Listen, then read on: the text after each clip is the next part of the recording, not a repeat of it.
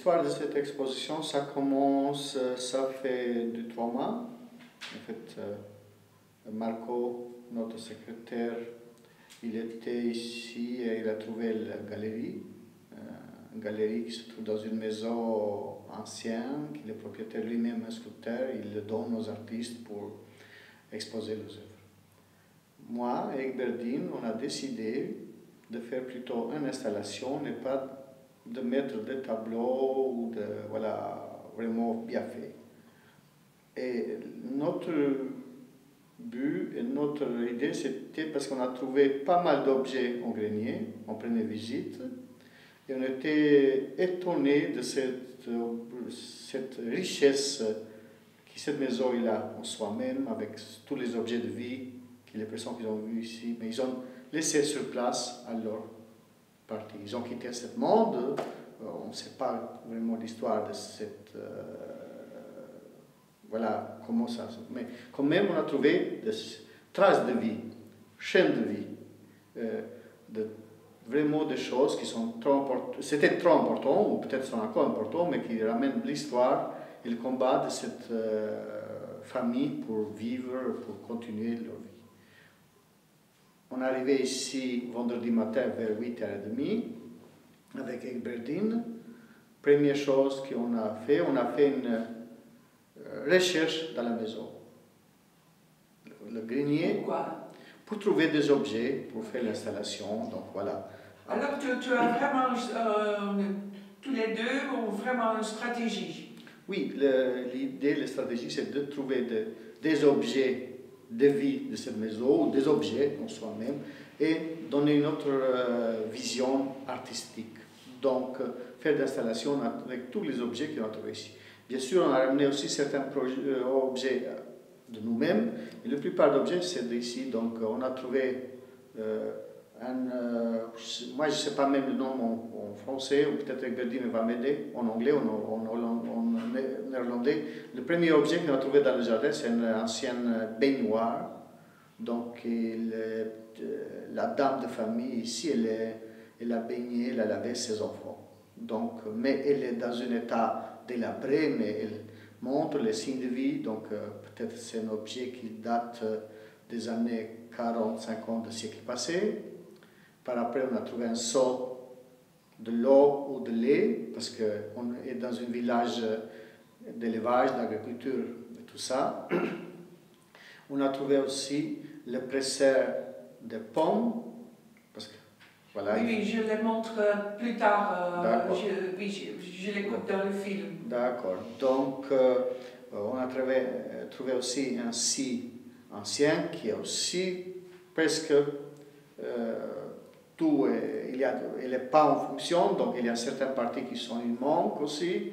On a trouvé certains objets en métal, on a trouvé les autres objets qui sont ici aussi dans le coin, qui sont des objets, on ne sait pas vraiment leur fonction, et petit à petit on a trouvé donc l'autre côté aussi des objets qui sont aussi de leur vie quotidienne, mais aussi des fois.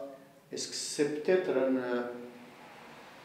comme on dit, un décor de toit, ou aussi on a un obus des années, aussi les siècles passés de la guerre, qui était peut-être resté ici, et le propriétaire il a pris l'obus et il l'a gardé dans la maison pour se servir par après.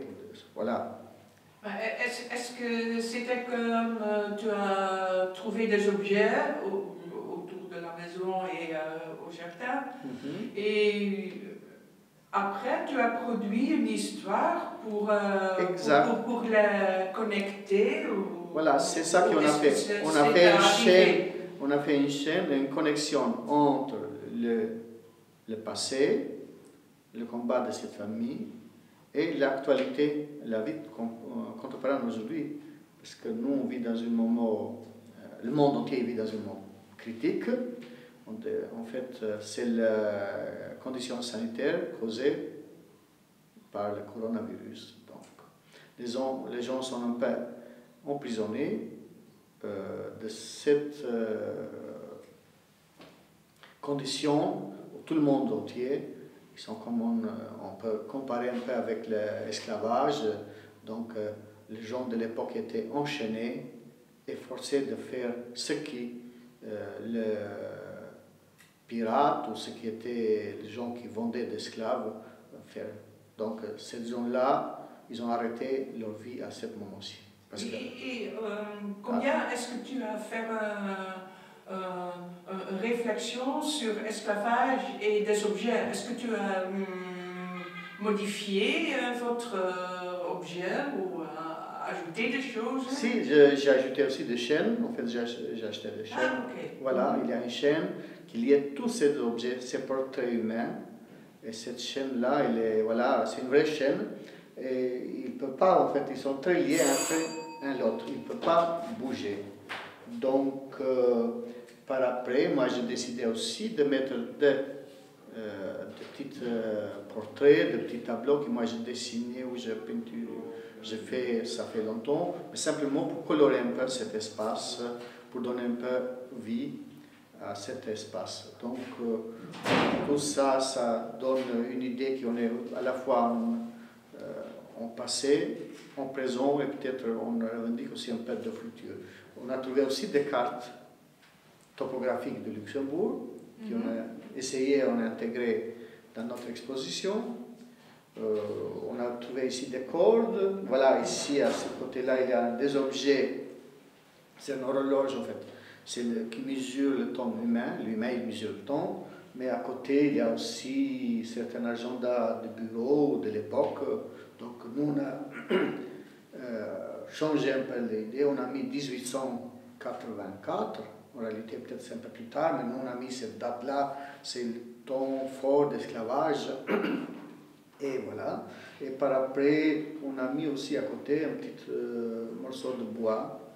Et on voit un peu tout le haut et tout le rayure de bois. En fait, le bois lui-même, il montre à son tour, tout le cercle de bois, le ton naturel. Et pour conclure, peux-tu peut-être montrer qu'est-ce que c'est, montrer la pièce de bois? Voilà. Parce qu'il y a une similarité, mais voilà, il y a une similarité. C'est très fascinant. Voilà, il y a une similarité, en fait, c'est à ma gauche le temps humain, l'horloge humaine, et à ma droite, c'est aussi l'horloge du bois, c'est naturel. Donc, cette horloge qui est plus précise que la nôtre, j'imagine, parce qu'elle mesure vraiment le phénomène naturel, et là, elle est en harmonie avec le temps naturel, avec le soleil, la lune, les cycles lunaires et tout ça. En fait, cette horloge, elle a besoin de notre force mécanique pour avancer. Mais celui-là, il a eu besoin que de la nature, sans même toute l'énergie que la nature lui donne pour continuer sa vie. Donc, est-ce qu'aujourd'hui, en fait, c'est aussi un thème de réflexion, il faut revenir vers le temps naturel et faire vivre la nature et pas qu'on devienne trop mécanique. Et voilà, donc on vit ce moment qui est très difficile. Donc peut-être c'est aujourd'hui qu'il faut faire une réflexion forte pour voilà, changer un peu l'attitude envers la nature et envers comment on va réfléchir sur, voilà, les réflexions sur les relations qu'on a avec la nature. Donc, merci beaucoup. Voilà. Ciao.